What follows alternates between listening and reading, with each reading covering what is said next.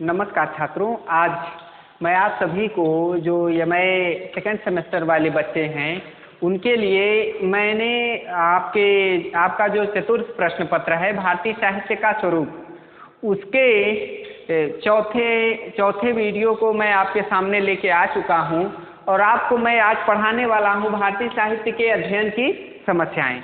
अब भारत जो देश है हमारा, इस पर जो प्रश्न बनने वाले हैं मैं चाहता हूं कि एक बार मैं उन प्रश्नों की चर्चा भी आपके सामने स्पष्ट कर दूं कि कौन कौन से प्रश्न आपसे पूछ सकता है इस भाग पर, कि कौन कौन सा प्रश्न आपको बना सकता है। तो मेरे हिसाब से अगर मैं देखूं तो बहुत ज़्यादा प्रश्न नहीं बनेगा। इस पर पहला प्रश्न ये बनेगा कि भारतीय साहित्य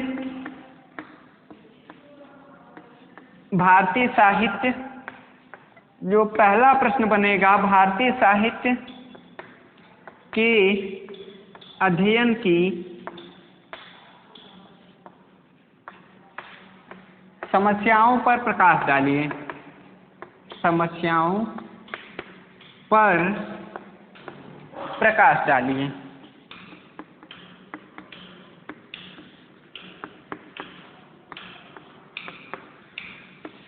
भारतीय साहित्य के अध्ययन की व्यापकता का विस्तृत वर्णन कीजिए।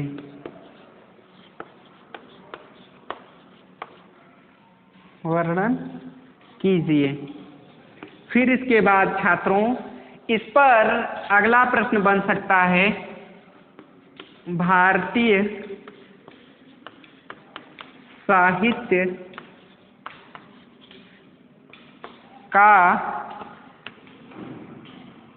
साहित्य के अध्ययन में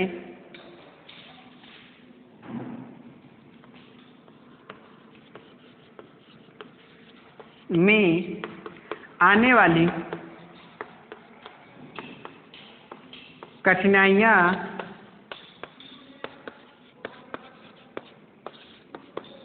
कौन कौन सी हैं,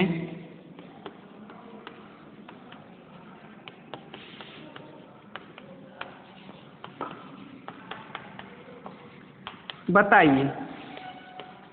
इस तरह से ये आपसे पूछ सकता है कि बताइए कि भारतीय साहित्य के अध्ययन में कौन कौन सी कठिनाइयाँ आ सकती हैं, उनका वर्णन कीजिए। और इस पर अति लघु उत्तरीय प्रश्न भी बन सकते हैं कि भारत के भाषाई साहित्य का अध्ययन करने के लिए हमें किन किन बातों पर ध्यान देना आवश्यक है, बतलाइए। और एक और इस पर छोटा प्रश्न बन सकता है कि भारत में भाषाई विविधता संबंधी कठिनाइयाँ क्या क्या हैं, विस्तार से वर्णन कीजिए। तो चलिए हम इस टॉपिक की आपके सामने चर्चा करने वाले हैं। आप जानते हैं कि भारत एक विशाल देश है और इस विशाल देश में विभिन्न स्थानों पर विभिन्न भांत के लोग रहते हैं, तरह तरह का रहन सहन होता है और उनका विविध खान पान भी है। फिर उसके बाद देखिए छात्रों कि ये हमने तो चर्चा कर दी कि भारत एक विशाल देश है, तो यहाँ पर विभिन्न तरह के भाषी रहते हैं, इतने लोग रहते हैं और उनकी संस्कृतियाँ भी भिन्न भिन्न किस्म की हैं। जितने लोग हैं उतने तरह का रहन सहन है, खान पान है, पहनावा है, चाल चलन है, एक दूसरे के साथ बातचीत करने का ढंग भी विविध तरह का है। तो भाषाई एकता, भारतीय जब साहित्य की बात आती है तो भारत का समूचा साहित्य भिन्न भिन्न है। यदि हम इस मानक के अनुसार, भारत के नक्शे के अनुसार यदि हम चलें तो आप देखेंगे कि भारतीय जो साहित्य है वह साहित्य किस तरह की विविधताओं से भरा पड़ा है।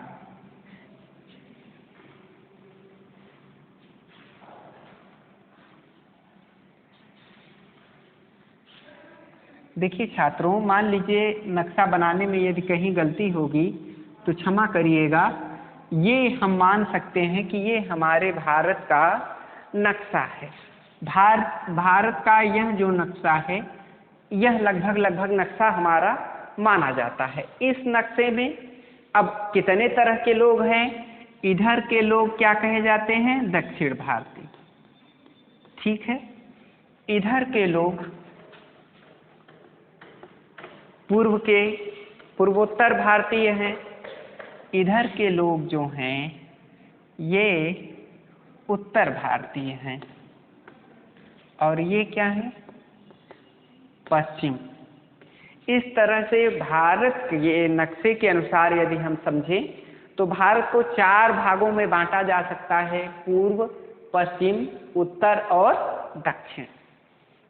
अब दक्षिण भारत में हम देखें तो तमिलनाडु में तमिल भाषा बोली जाती है, केरल में मलयालम बोली जाती है, कर्नाटक में कन्नड़ बोली जाती है,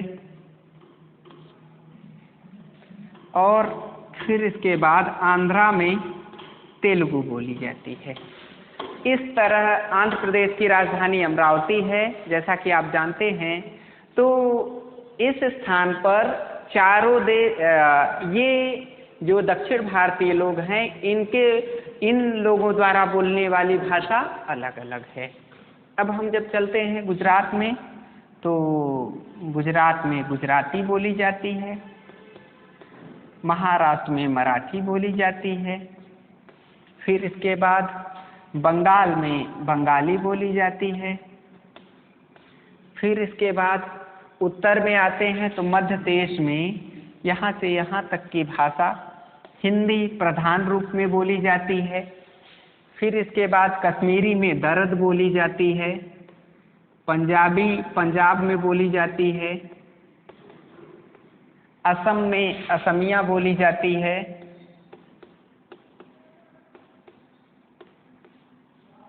यहाँ फिर इसके बाद आप देखते हैं कि उड़ीसा में उड़िया बोली जाती है। अब हम तत्कालीन समय के भारत की तुलना कर रहे हैं। अब हिमाचल प्रदेश में हिमाचली बोली चलती है और जो हिंदी से अधिक प्रभावित है। अब फिर इसके बाद मणिपुर में मणिपुरी बोली जाती है। तो भारत के जितने प्रांत हैं, सभी प्रांतों में अलग अलग भाषाएं बोली जाती हैं।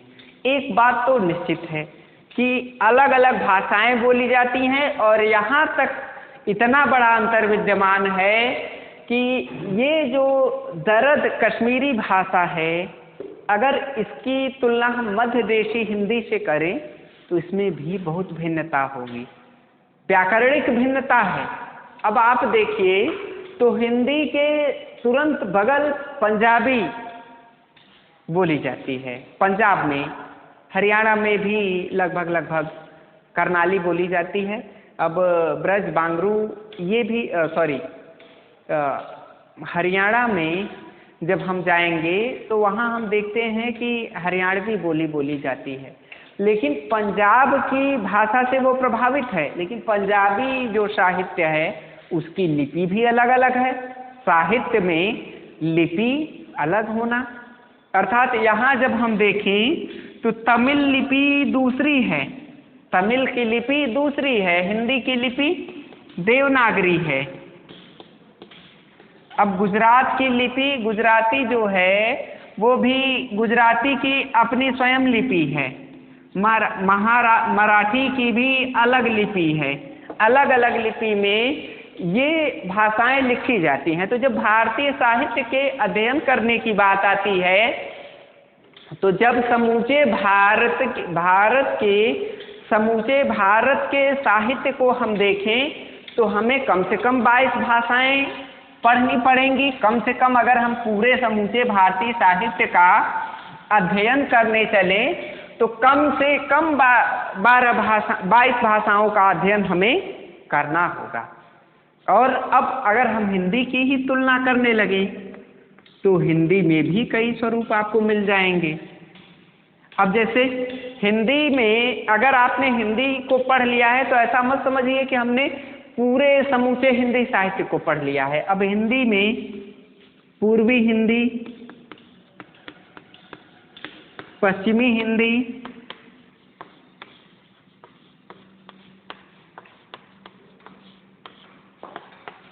फिर इसके बाद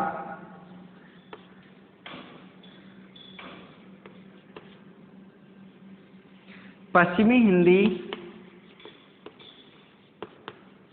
राजस्थानी हिंदी और दक्षिणी हिंदी।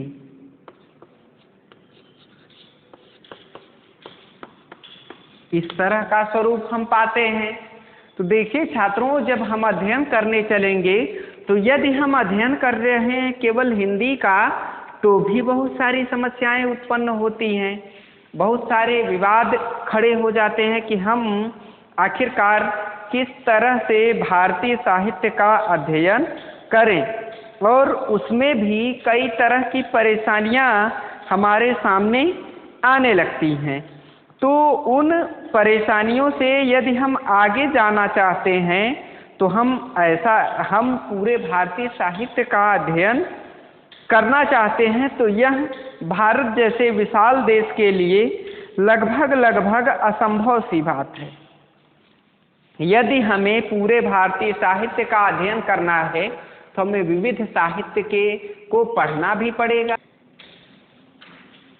भारतीय साहित्य के संदर्भ में आचार्य शुक्ल जी ने एक बात कही थी कि यदि हम भारतीय साहित्य का अध्ययन करना चाहते हैं तो सबसे पहले हमें भारत की विविध भाषाओं में से मुख्य भाषाओं का, कई भाषाओं का अध्ययन करना होगा। अब भारत में के संविधान के अनुसार भारत में कुल मिलाकर के 22 भाषाएं बोली जाती हैं, 22 भाषाएं संवैधानिक मान्यता प्राप्त हैं।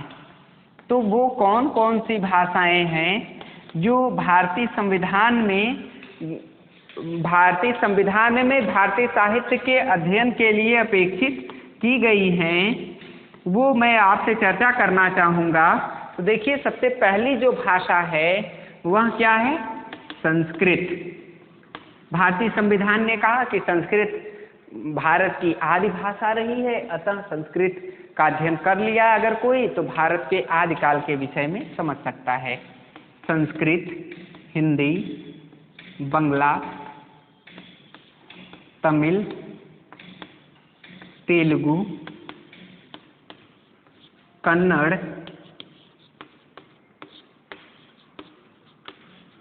मलयालम,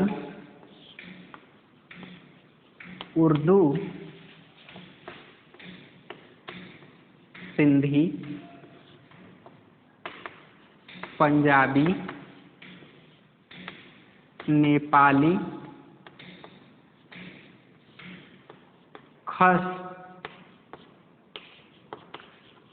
ब्राचड, मराठी,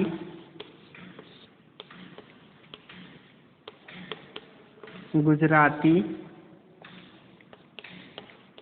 उड़िया, असमिया,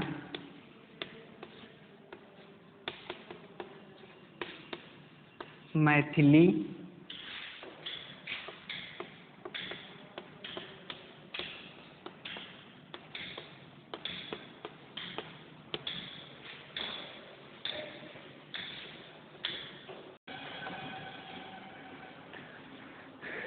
मणिपुरी, कोंकणी, कश्मीरी,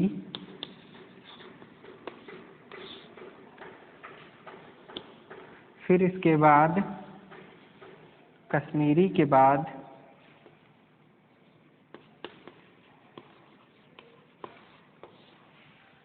भोजपुरी। इस तरह से 22 भाषाओं का संकलन भारतीय संविधान में किया गया है।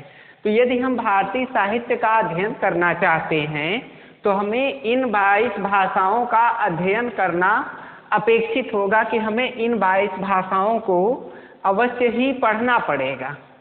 तो इसमें तो जब हम अध्ययन करने के लिए चलेंगे तो यह तो व्यापक समस्या है कि बड़े से बड़ा विद्वान भी अपने पूरे जीवन में 14 से अधिक भाषाओं का अध्ययन नहीं कर सकता है, विस्तृत जानकारी 14 से अधिक भाषाओं की नहीं दे सकता है।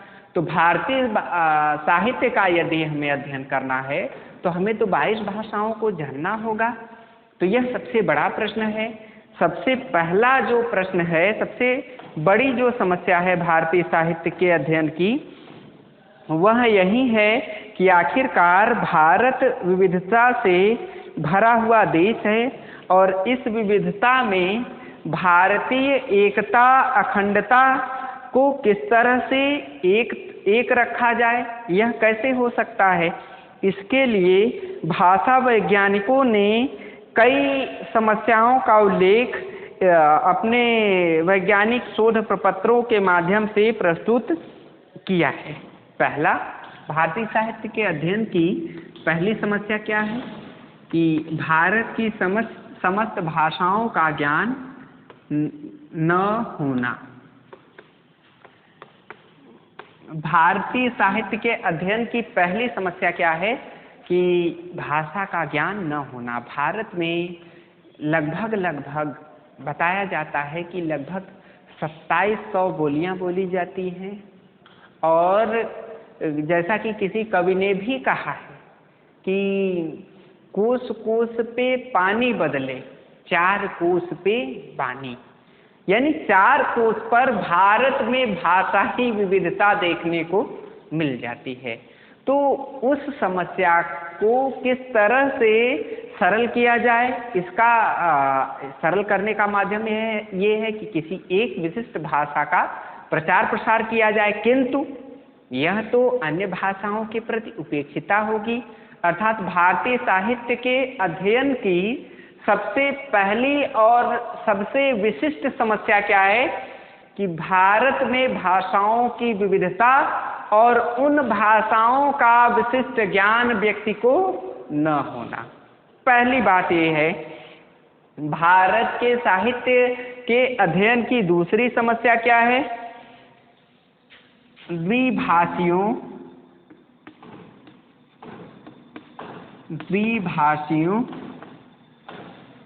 और अनुवाद की समस्या।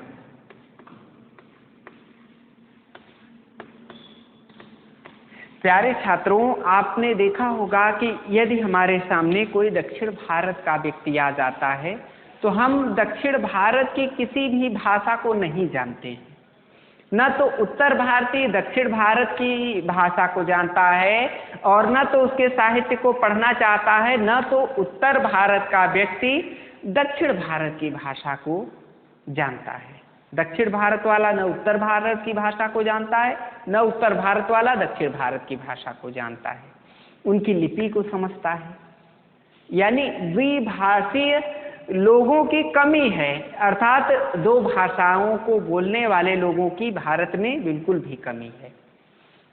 हम हिंदी बोलते हैं तो हम हिंदी की खड़ी बोली बोलने लगते हैं, बस इतना सा हमारे अंदर परिवर्तन होता है और कोई विशिष्ट परिवर्तन हम नहीं देख पाते हैं। तो ये जो समस्या है कि द्विभाषियों की कमी, यह सबसे बड़ी समस्या है। और दूसरी समस्या भारतीय साहित्य को लेकर क्या है? अनुवाद, अर्थात अनुवादकों की कमी। जैसे यदि कन्नड़ साहित्य में कुछ विशिष्ट बातें लिखी गई हैं तो उसका त्वरित अनुवाद हिंदी में नहीं उपलब्ध हो सकता। हिंदी, मराठी, कन्नड़, मलयालम, गुजराती, पंजाबी, कश्मीरी में तुरंत नहीं उपलब्ध हो पाता। जिस कारण से यदि कोई भारतीय साहित्य का अध्ययन करना चाहे तो उसके सामने बहुत बड़ी समस्या खड़ी हो जाती है कि अनुवाद का तीक्ष्णता के साथ तुरंत उपलब्धता नहीं हो पाती है भारतीय साहित्य में। तीसरी क्या विशेषता है? लिपि का ज्ञान न होना। लिपि का ज्ञान न होना। यदि हम भारत के साहित्य का अध्ययन करने चल रहे हैं तो मैंने आपसे पहले ही कहा कि भारत के संविधान में जिन 22 भाषाओं को मान्यता प्रदान की गई है उनकी लिपियां अलग अलग हैं। तो अलग अलग लिपियों में अलग अलग लिपियों को जानना और उनका प्रचार प्रसार बिल्कुल भी नहीं हुआ है। जितना होना चाहिए था उतना नहीं हुआ है। उदाहरण के रूप में, जैसे यदि हम आज इंटरनेट की दुनिया में जी रहे हैं तो हमें कुछ लिखना होता है किसी अन्य भाषा भाषी को, तो हम करते क्या है कि गूगल पर पहुंचते हैं, उसका अनुवाद उसका अपनी भाषा में कुछ बातों को लिखते हैं और उसका अनुवाद उसकी भाषा में करके उसे भेज देते हैं। और हम उस लिपि के बारे में जानने के लिए उत्सुक नहीं होते कि इस लिपि में किसी व्यक्ति के नाम को कैसे लिखा जाएगा। तो वो जो समस्या है लिपि का ज्ञान न होना, यह भी भारतीय साहित्य के अध्ययन की सबसे विशिष्ट समस्या है। क्योंकि आप जानते हैं कोई भी कृति होती है तो उस कृति का अनुवाद 3 रूप में प्रस्तुत होता है। एक होता है भाषानुवाद, शब्दानुवाद और इसके बाद भावानुवाद। यदि हमें लिपि का ज्ञान हो तो हम किसी भी भारतीय साहित्य को, जो भारत के किसी भी कोने में लिखा गया साहित्य है, उस साहित्य का भाषानुवाद हमारे सामने उपस्थित हो पाता है। जब हम मान लीजिए ऑनलाइन हम पढ़ रहे हैं तो हमारे सामने भाषानुवाद उपस्थित हो पाता है, शब्दानुवाद उपस्थित हो पाता है, हमारे सामने भावानुवाद नहीं उपस्थित हो पाता, जिससे साहित्य के अध्ययन में बहुत बड़ी बाधा आती है। अब मैं थोड़ा सा विषय से हटकर आपके सामने इस अनुवाद की चर्चा करना चाहूँगा। भाषानुवाद वह अनुवाद होता है जो किसी एक भाषा का अनुवाद दूसरी भाषा में प्रस्तुत कर दिया जाता है। जैसे अगर हम संस्कृत से हिंदी का उदाहरण लें, सह गच्छति, वह जाता है, या यह तुम्हारे बस की बात नहीं है। तो अंग्रेजी में यदि इसका अनुवाद करें तो this is not a matter of you, कि यह तुम्हारे लायक बात नहीं है। लेकिन भावानुवाद क्या होता है? वह भाव को पकड़ता है। जब मैंने कहा कि यह तुम्हारे बस की बात नहीं है, तो जो भावानुवाद होता है वह अंग्रेजी में इस तरह से प्रस्तुत करेगा कि this matter is not a cup of T, अर्थात यह कोई चाय के प्याले के बराबर नहीं है जो तुम कह रहे हो, यह तुम्हारे बस की बात नहीं है।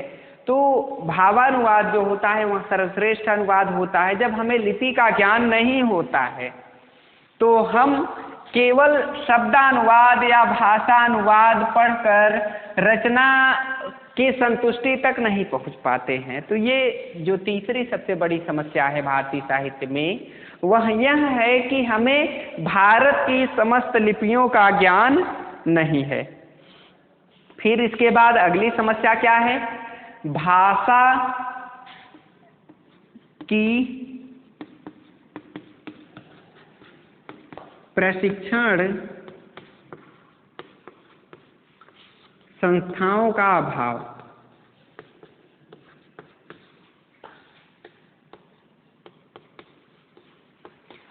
आप जानते हैं कि हम भारत जैसे विशाल देश में रह रहे हैं, और भारत जैसे विशाल देश में अगर भारतीय साहित्य का अध्ययन हमें करना हो, कुछ उत्सुक विद्वान यदि अध्ययन करना चाहते हों, तो भारत की समस्त भाषाओं के प्रशिक्षण के लिए कोई विशिष्ट प्रशिक्षण केंद्र नहीं है, प्रशिक्षण संस्था नहीं है।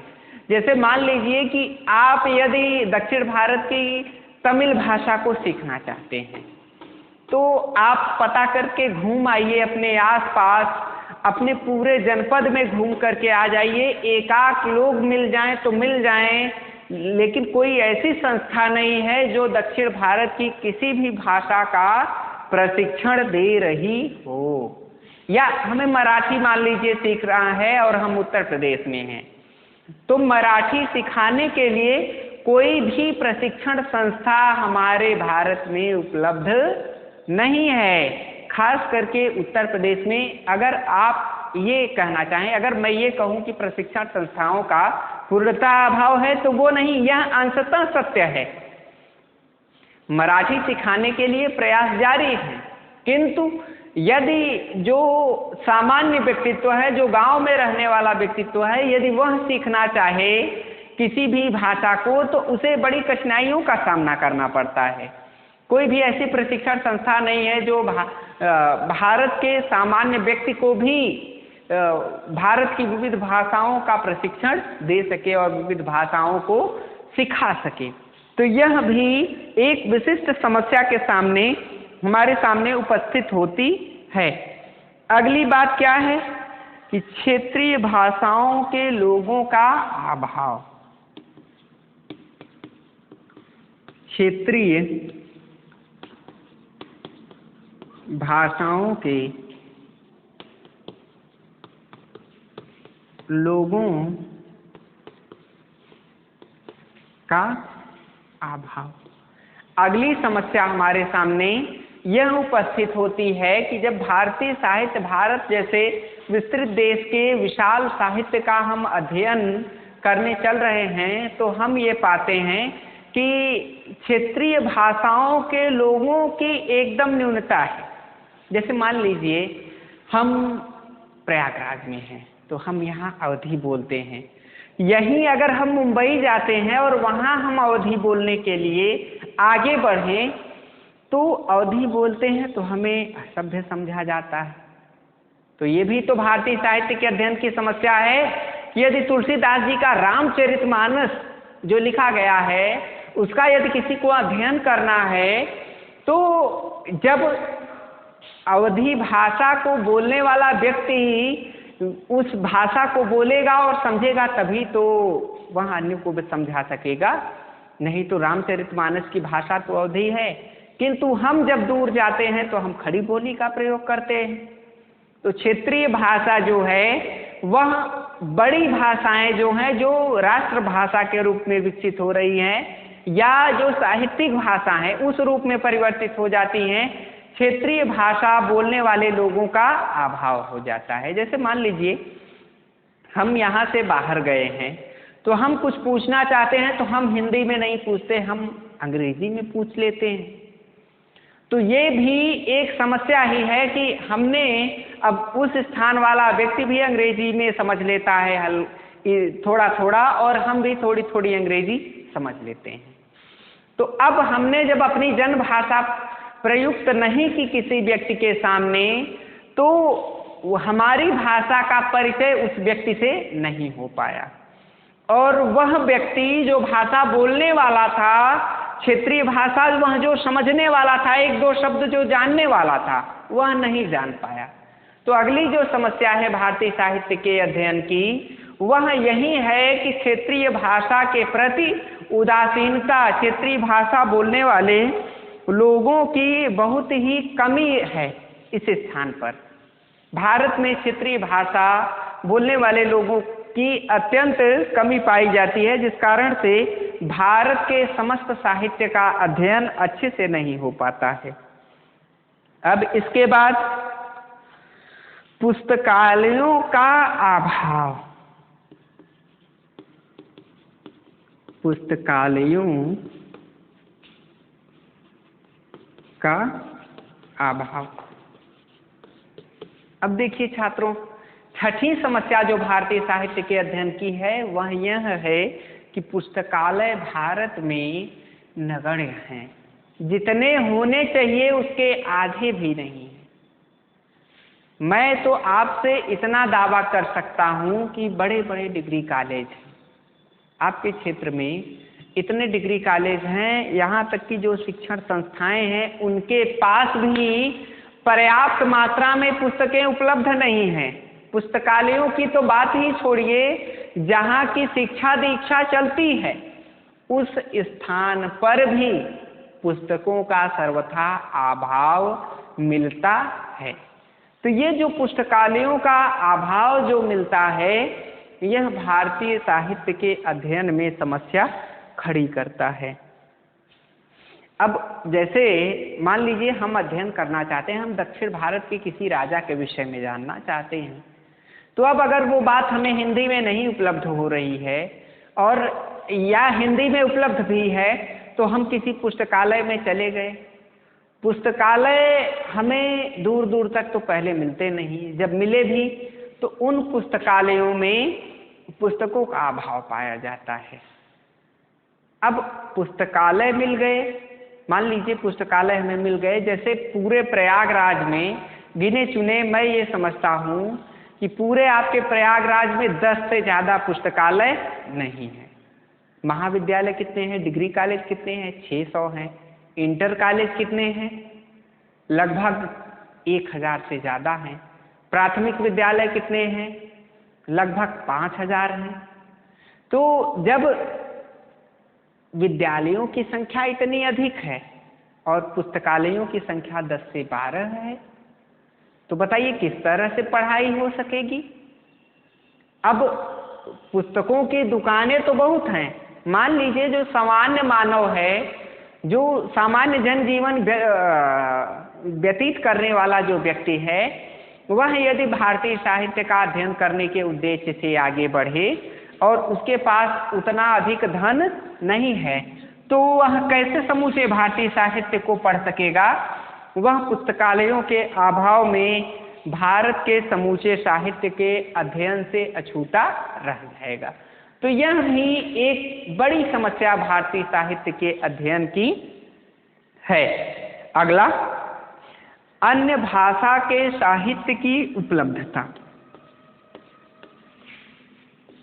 अगली जो समस्या है वह यह है कि अन्य भाषा के साहित्य की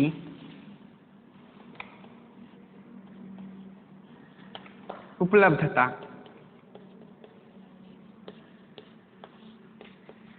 देखिए छात्रों, अन्य भाषा का जो साहित्य है वह अगर हम उस राज्य में हैं तो हमें उस भाषा का साहित्य मिल जाएगा, लेकिन हम अगर उस राज्य में नहीं हैं तो उस भाषा के साहित्य को हम बिल्कुल भी नहीं पाते हैं।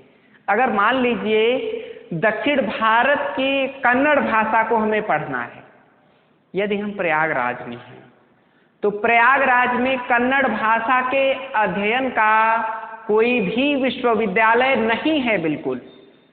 अब कन्नड़ भाषा हमें पढ़ना है, या दक्षिण भारत में तमिल हमें पढ़ना है, तो अन्य भाषा के साहित्य उपलब्ध है क्या?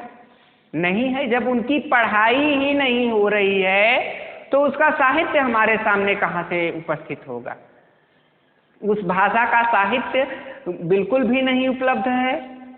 अब जब हम साहित्य, मान लीजिए पढ़ाई भी जहाँ हो रही है उस स्थान पर पुस्तकें ही नहीं मिलती हैं।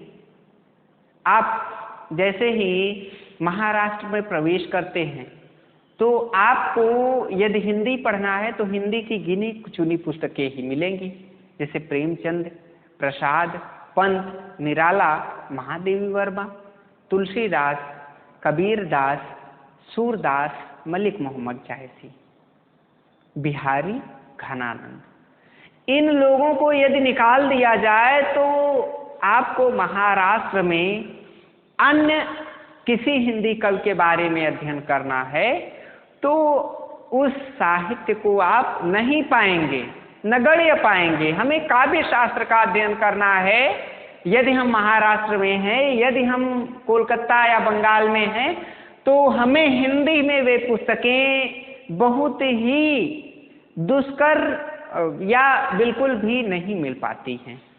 हम बहुत प्रयास करते हैं तो बहुत दिन बाद अन्य भाषा का, यानी कोलकाता की भाषा बंगला है तो बंगला भाषा के अलावा यदि हम अन्य भाषा को पढ़ना चाहें तो उस भाषा का साहित्य हमें बड़ी ही कठिनाई से प्राप्त होता है। तो यह भी सबसे बड़ी समस्या है भारतीय साहित्य के अध्ययन की, कि अन्य भाषा का साहित्य हमारे सामने उपलब्ध ही नहीं हो पाता है। आगे, अगली समस्या क्या होती है? प्रशासक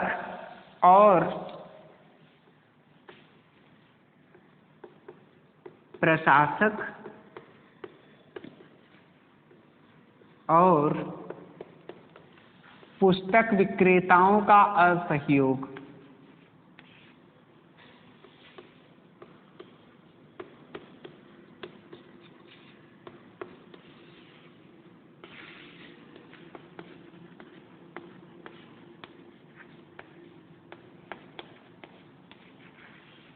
देखिए छात्रों, अगली जो समस्या खड़ी होती है यह क्या है कि भारत का जो प्रशासनिक वर्ग है वह प्रशासन भारत का समय समय पर पुस्तकालयों या समय समय पर भारत की अन्य भाषा के प्रचार के लिए किए जा रहे प्रयासों और कैंपों की स्थापना नहीं करवाता है। यह कमी तो प्रशासन की तरफ से होती है कि भारत की, अगर जैसे हमें दक्षिण भारत को उत्तर भारत से जोड़ना है तो प्रशासक वर्ग को ये चाहिए कि दक्षिण भारत की एक मुख्य भाषा जैसे तमिल हो गई, तो तमिल भाषा का प्रचार लगभग वर्ष में 1 हफ्ते तक उत्तर भारत में अवश्य किया जाना चाहिए। और उत्तर भारत की भाषा हिंदी, क्योंकि यह उत्तर भारत को समेटे हुए है, तो हिंदी का प्रचार दक्षिण भारत में 1 हफ्ते के लिए अवश्य ही प्रशासनिक रूप से प्रयास किया जाना चाहिए कि प्रशिक्षण कर्ता यहाँ से जाएं और उन दक्षिण भारतीयों को भारत की हिंदी के प्रशिक्षण की व्यवस्था करें और उधर से तमिल बोलने वाले हमारे यहाँ आए और हमें तमिल भी सिखलाने का प्रयास शासन की तरफ से होना चाहिए। लेकिन प्रशासक वर्ग इस बात पर बिल्कुल भी ध्यान नहीं देता है। दूसरा, पुस्तक विक्रेताओं का असहयोग अर्थात ऐसा है कि अगर हम दक्षिण भारत के बारे में कोई भी व्यक्ति अध्ययन भी करना चाहे तो वह बहुत ही पुस्तक विक्रेताओं के पास जाता है और उनसे आग्रह भी करता है कि मुझे ये पुस्तक इस भाषा में चाहिए। लेकिन पुस्तक विक्रेता उस पुस्तक की कीमत के आधार पर अपने फायदे और नुकसान को देखकर पुस्तकों को नहीं मंगवाते हैं कि हमसे इस पुस्तक को मंगाने से हमें कितना फायदा होने वाला है और कितना घाटा होने वाला है। जिस कारण से कि भारत का जो व्यक्तित्व भारत की विविध भाषाओं के बारे में जानने की जिज्ञासा भी रखता है, वह उस जिज्ञासा पर खरा नहीं उतर पाता है। यानी प्रशासक वर्ग और पुस्तक विक्रेताओं के असहयोग के कारण भी समूचे भारत के साहित्य का अध्ययन जो प्रशिक्षु है, जो रुचि लेने वाला रुचिकर विद्वान है, वह नहीं जान पाता है। अगली समस्या क्या आती है भारतीय साहित्य के अध्ययन में? वह यह है सरकार की उदासीनता।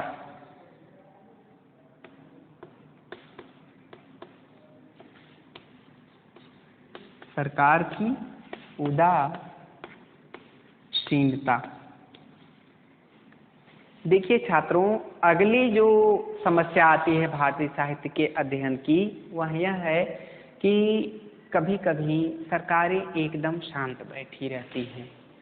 वह चाहती ही नहीं है कि उत्तर भारत का व्यक्ति दक्षिण भारत से जुड़े या दक्षिण भारत का व्यक्ति उत्तर भारत से जुड़े, उत्तर भारत का व्यक्ति पूर्वी भारत से जुड़े या पश्चिमी भारत से जुड़े, अर्थात सभी को एकजुट नहीं रखना चाहती हैं। इसका कारण क्या होता है कि समय समय पर राजनीतिक लाभ लिया जाता है, भाषा के आधार पर चुनाव जीते जाते हैं। हमने दक्षिण भारत में देखा है कि वहाँ हिंदी का विरोध करके चुनाव जीत लिए जाते हैं। तो जो शासक वर्ग है, जो सरकार है, वह भी उदासीन रहती है। वह भी इन भाषाओं को जोड़ने के लिए कोई विशिष्ट नियम नहीं बनाती है, जिस कारण से कि भारत का व्यक्ति जो अन्य साहित्य को पढ़ना भी चाहता है, वह सरकार की उदासीनता के कारण बिल्कुल भी साहित्य को पढ़ने से दूर रह जाता है और वह भारतीय साहित्य का विशिष्ट अध्ययन नहीं कर पाता है। तो ये भी एक विशिष्ट समस्या हमारे सामने उपस्थित होती है। अब इसके बाद अगली समस्या क्या है? तुलनात्मक भाषा अध्ययन की कमी। तुलनात्मक भाषाई अध्ययन की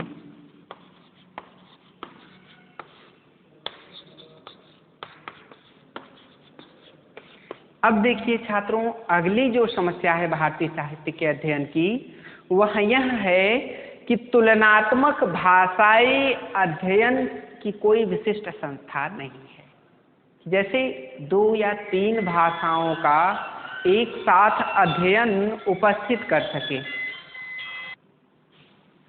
देखिए, तुलनात्मक भाषा अध्ययन की कमी यदि हमारे यहाँ उपस्थित है तो इसका कारण यही है 2 भाषाओं का तुलनात्मक विवरण नहीं प्रस्तुत हो नहीं पाता। जैसे यदि हम तुलना करें हिंदी और बांग्ला साहित्य की, तो बहुत ज़्यादा व्याकरण साम्यता इसमें है, लेकिन क्या बांग्ला के बारे में हमें कुछ तुलनात्मक बातें बताई गई हैं? बिल्कुल भी नहीं। जैसे मान लीजिए, अगर हमें ये बताया जाता कि क हम इस तरह से हिंदी में लिखते हैं और बांग्ला में इस तरह से क लिखते हैं, तो यदि ये बात बताई जाती तो कहीं न कहीं हमें कुछ न कुछ जानकारी अवश्य होती कि हम उस भाषा को जानने के लिए जागृत होते। अब अगर जैसे ब्राह्मी लिपि में क इस तरह से था, तो वह हिंदी में ऐसे कैसे हुआ? या वह गुजराती में, अब जैसे ये हो गया ब्राह्मी लिपि में, फिर इसके बाद यह हिंदी में इस रूप में उपस्थित है और गुजराती में इस रूप में उपस्थित है। तो जो बातें हुई हैं कि अर्थात गुजराती में इस खड़ी पाई का अभाव है।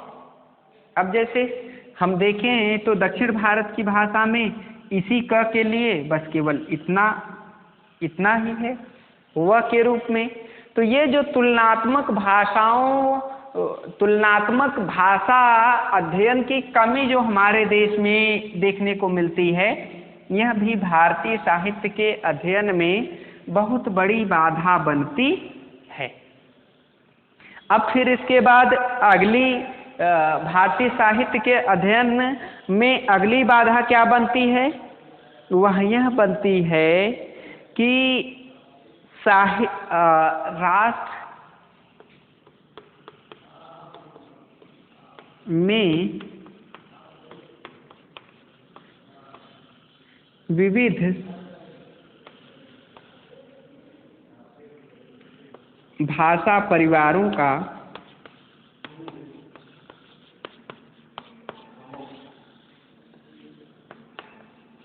होना। तो देखिए छात्रों, भारत में ही 2 भाषा परिवार पाए जाते हैं। अब ये समझिए कि अमेरिका में एक ही भाषा परिवार पाया जाता है, अमेरिकी परिवार। पूरे ऑस्ट्रेलिया में ऑस्ट्रेलियन परिवार। रूस में एक ही भाषा परिवार रशियन परिवार पाया जाता है, जबकि रूस भारत का 4 गुना क्षेत्रफल के दृष्टिकोण से बड़ा है। चीन में केवल चीनी परिवार ही पाया जाता है, लेकिन भारत में 2 भाषा परिवार पाए जाते हैं, एक भारूपी परिवार और दूसरा द्रविड़ परिवार। अब द्रविड़ परिवार का क्षेत्र छोटा है और भारूपी परिवार का क्षेत्र बड़ा है। तो जो भारूपीय परिवार है यह भारत से लेकर यूरोप तक फैला हुआ है। तो क्या आप अंग्रेजी को भारत के परिवार में जोड़ेंगे? तब तो भारतीय साहित्य और विस्तृत हो जाएगा।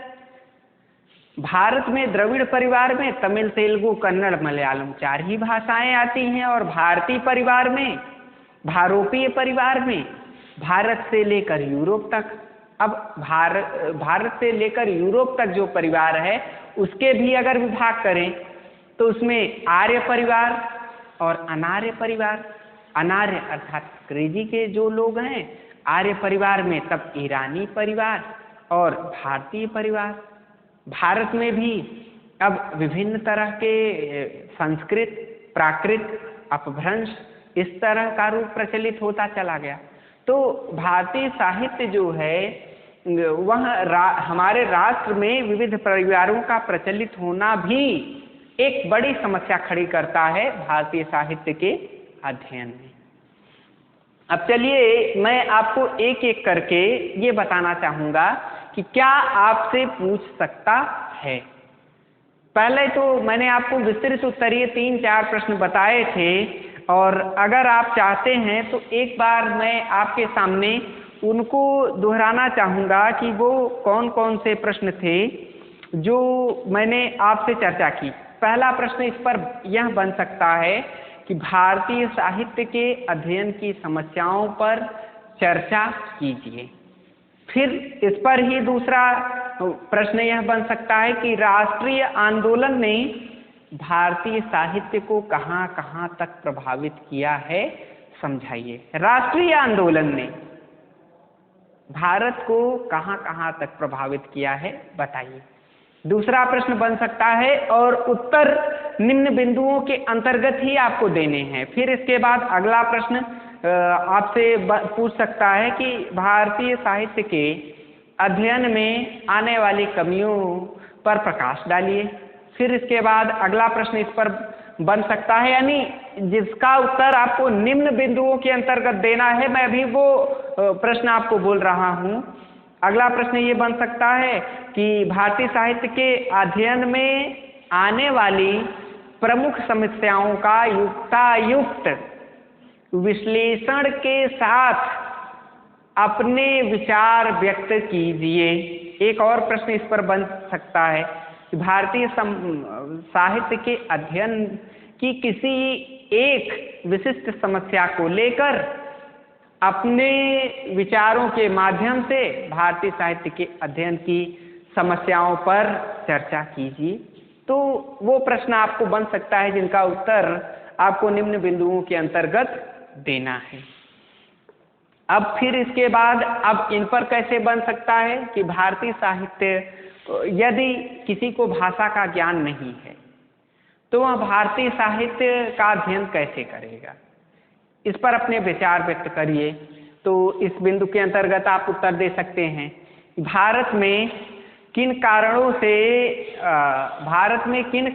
से लोगों को दो भाषाओं का ज्ञान नहीं हो पाता है, उस पर अपने विचार व्यक्त करिए।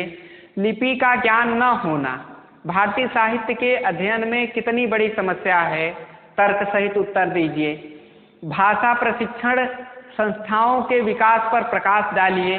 क्षेत्रीय भाषाओं के लोगों का अभाव और अपनी बोली के प्रति निरंकुशता को दर्शाइए, और इसी हिसाब से भारत में विविध भाषाओं के अध्ययन के लिए पुस्तकालयों की कमी पर संक्षिप्त टिप्पणी लिखिए, या अन्य भाषा के साहित्य की उपलब्धता पर प्रकाश डालिए। या आपसे प्रश्न पूछ सकता है प्रशासक और पुस्तक विक्रेताओं के असहयोग से भारतीय साहित्य के अध्ययन में कौन सी बाधा आती है, विश्लेषण कीजिए। और आपसे यह पूछ सकता है निम्न बिंदुओं पर टिप्पणी लिखिए। इसमें से किसी एक बिंदु को, 2 बिंदु को, 3 बिंदु को आपसे दे देगा और उत्तर पूछेगा। तो छात्रों, आशा है आपको यह वीडियो अच्छे से समझ में आया होगा, और इस बिंदु पर अगर आपकी परीक्षा में प्रश्न पूछे जाते हैं तो आप उत्तर देने में अवश्य ही सक्षम होंगे और एक सफल उत्तर आप परीक्षा में लिख करके आएंगे। अब इसके बाद जब हम अगले वीडियो में आपसे मिलेंगे तो आपसे जो भारतीय साहित्य का एक प्रमुख उपन्यास है गोरा उपन्यास, उसकी चर्चा करेंगे और गोरा उपन्यास के विचार और विश्लेषण पर बने प्रश्नों का आकलन आपके सामने प्रस्तुत करेंगे। तब तक के लिए नमस्कार, जय हिंद।